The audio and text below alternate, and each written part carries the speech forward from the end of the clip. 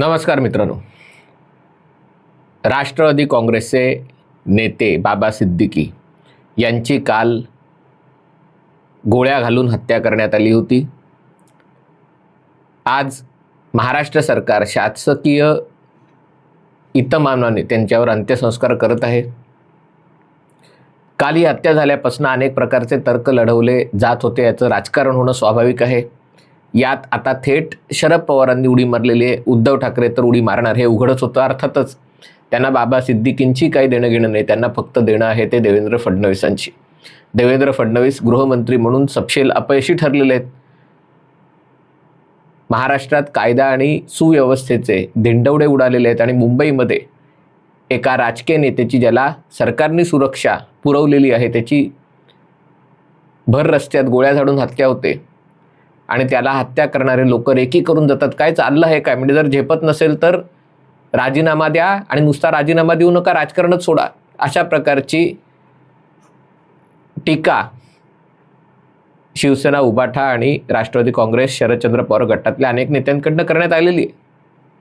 माध्यमांकडनं आपल्याला एक चित्र सातत्याने दाखवलं जात आहे की ही हत्या करण्यामागे लॉरेन्स बिश्नोई गँगचा सहभाग आहे. अर्थात ज्यांनी हल्ला केला त्यातल्या दोघांना पकडलेलं आहे. आणखीन दोघांची नावं पुढे आलेली आहेत. त्याच्यातही एक प्रकारचा सर्वधर्म समभाव आहे असं कदाचित दिसून येतं आहे. एक त्यातला मुसलमान आहे, एक बुद्धिस्ट आहे, 2 जण हिंदू आहेत, एक हरियाणाचा आहे, एक उत्तर प्रदेशचा आहे. म्हणजे असं सगळं. आणि म्हणे ते जुहू बीचवर त्यांनी फोटो काढले होते, कुर्ल्याला एका ठिकाणी राहिले होते, त्यांना कोणीतरी शस्त्र पुरवलं होतं, त्याने हत्या केली.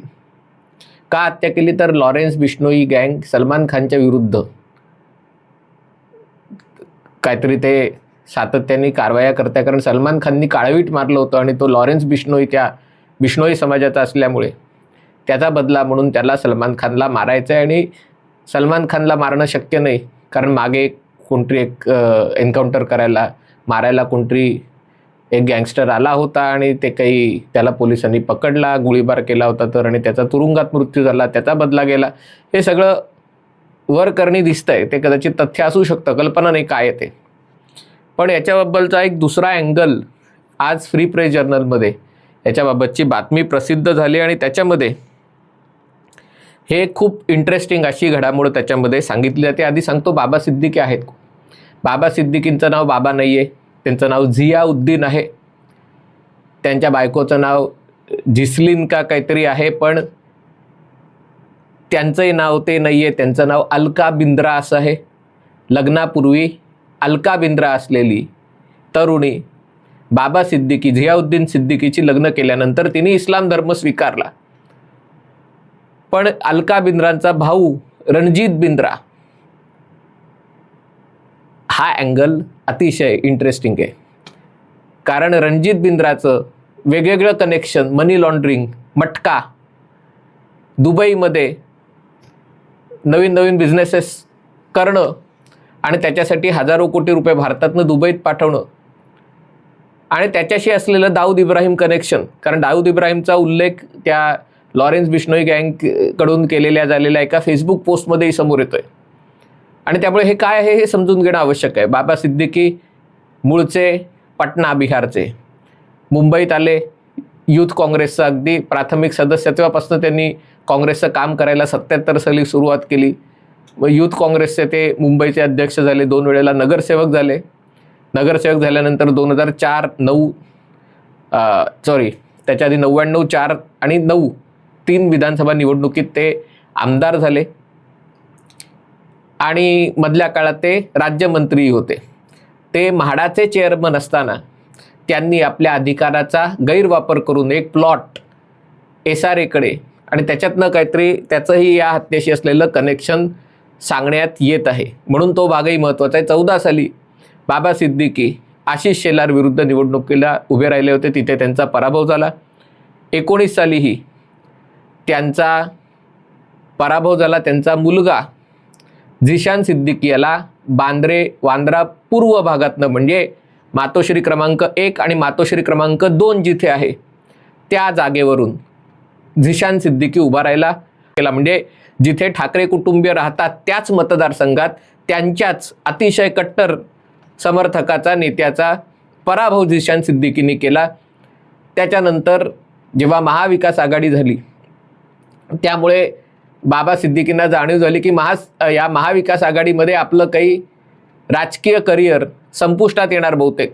याचं कारण म्हणजे उद्धव ठाकरेंचा हट्टी स्वभाव. त्यांना पहिल्यापासून माहिती होता की 2024 साली जेव्हा निवडणुका होतील तेव्हा आपली जी जागा आहे की झिशानची जी जागा आहे ती उद्धव ठाकरे मागून घेतील आणि आशिष शेलार यांच्या जागेवर त्यांना हरवणं अवघड आहे. आणि तेव्हापासून त्यांचा काँग्रेसशी दुरावा यायला सुरुवात झाली. खरं तर बाबा सिद्दीकी यांचा राजकीय गॉडफादर जर तेव्हा कोण असेल तर ते सुनील दत्त होते. सुनील दत्त यांच्यामुळे बाबा सिद्दीकींचा बॉलिवूडमधला प्रवेश झाला आणि तो नंतर एवढा वाढला की एका प्रकारे काँग्रेस आणि केवळ काँग्रेस नाही सगळे राजकीय पक्ष यांचं बॉलिवूडशी असलेलं कनेक्शन म्हणजे बॉलिवूडशी राजकीय नेत्यांना अनेक प्रकारची कामं असतात. अनेक नटनट्यांना कार्यक्रमात येणं, कोणाला राजकीय प्रवेश देणं, त्यांना काहीतरी अशी आणि बाकीचीही बरीच कामं असतात. आणि त्यामुळे हे कामं करणारे, कामं जोडणारे म्हणून बाबा सिद्दीकीची ओळख झाली. आणि त्याच्यात त्याची खास करून सलमान खानची असलेली मैत्री. असं म्हटलं जातं की सलमान खान जेव्हा अडचणीच्या काळात होता म्हणजे अनेक केसेस त्याच्या विरुद्ध होता. ऐश्वर्या रायच्या घरासमोर गोंधळ घालणं, ती गाडी चालवून मद्यधुंद अवस्थेत गाडी चालवताना रस्त्यावर झोपलेल्या लोकांना चिरडणं आणि नंतर ते आरोप त्याच्या पोलीस असलेल्या सहकार्यावर ट्रान्सफर करणं, काळविटाची शिकार, अनेक प्रकारच्या सगळ्या याच्यातनं जात होतं.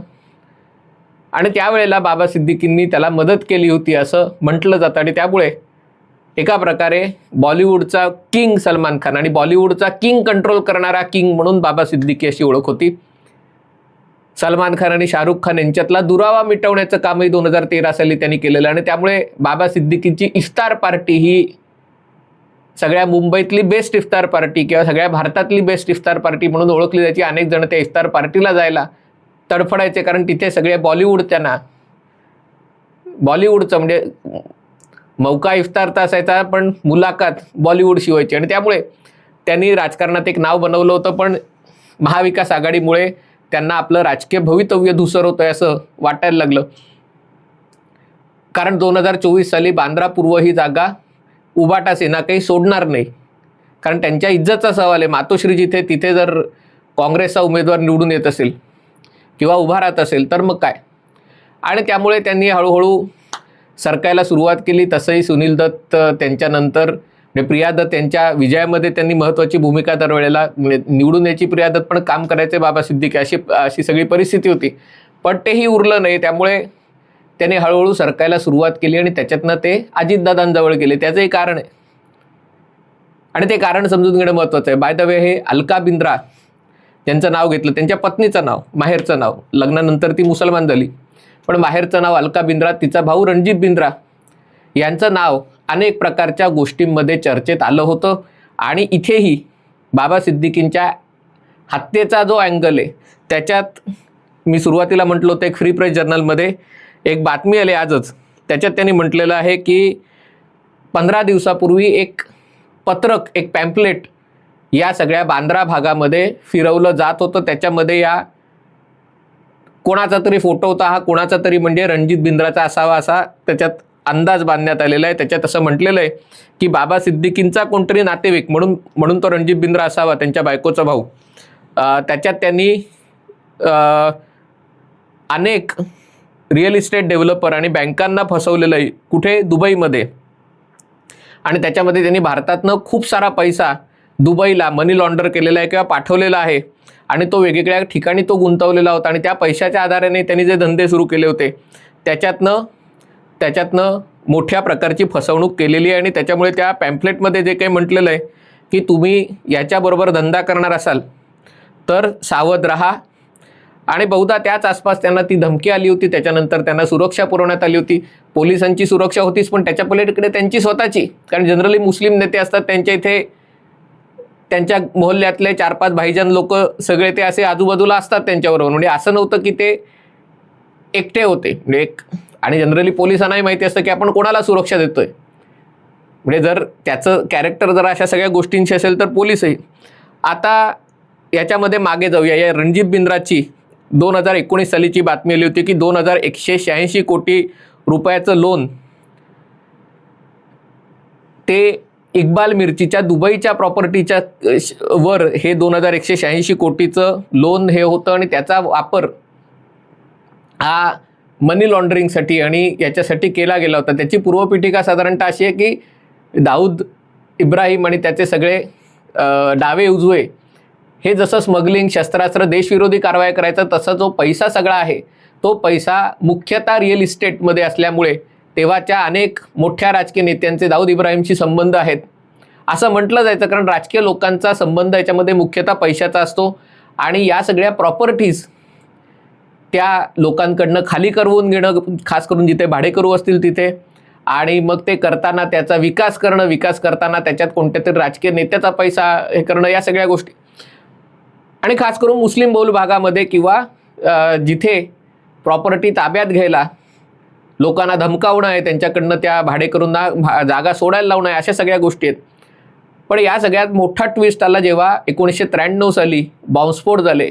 शरद पवार महाराष्ट्राचे मुख्यमंत्री होते, त्याच्या आधी नुकत्या जातीय दंगे झाले होते आणि तेव्हा हे बॉम्बस्फोट झाले. आणि या बॉम्बस्फोटामध्ये तोपर्यंत जे गँगवॉर होतं तोपर्यंत हे होतं, त्याच्यात असा हिंदू मुस्लिम भेदभाव नव्हता.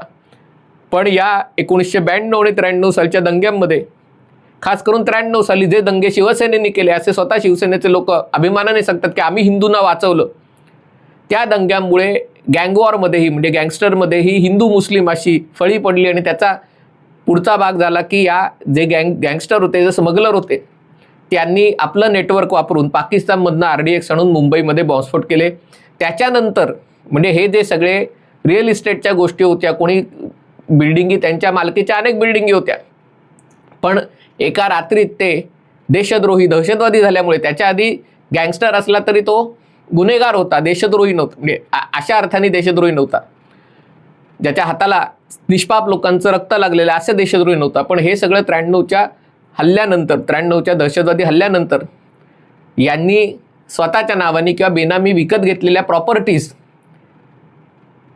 त्यांचा विकास कसा करायचा हा प्रश्न निर्माण झाला. आणि तेव्हा असं म्हटलं जातं की त्या भागातले राजकीय नेते, मुख्यतः काँग्रेस आणि राष्ट्रवादीशी जोडले गेलेले, त्यांची नावं त्याच्यामध्ये आली की प्रॉपर्टी इक्बाल मिर्चीची, कुठला तरी दुसरा बिल्डर म्हणजे ती विकलेली 86 साली 88 साली इक्बाल मिर्चीला, पण नाव दुसऱ्या कोणाचं तरी होतं. आणि त्या प्रॉपर्टीचे व्यवहार करणं आणि ते दाखवताना कागदावरती 100 रुपयाला दाखवायची आणि प्रत्यक्षात 2000 रुपयाची किंवा 1500 रुपयाची, सगळं तुम्ही लाखात कोटीत गुणा, म्हणजे मी तुम्हाला हे नाही सांगत आहे, पण कागदावरची किंमत आणि प्रत्यक्षातली किंमत, आणि जी प्रत्यक्षातली किंमत आहे ती त्याच्यामध्ये मनी लॉन्ड्रिंग करायचं. आणि याच्यामध्ये या बाबा सिद्दीकींच्या बायकोच्या भावाचं, रणजीत बिंद्राचं नाव आलं. Ranjit Bindra by the way Shilpa Shetty आणि तिचा नवरा राज कुंद्रा यांचा पण पार्टनर आहे, म्हणजे ते बास्टियान जे मोठं तिथे हे आहे तिथे.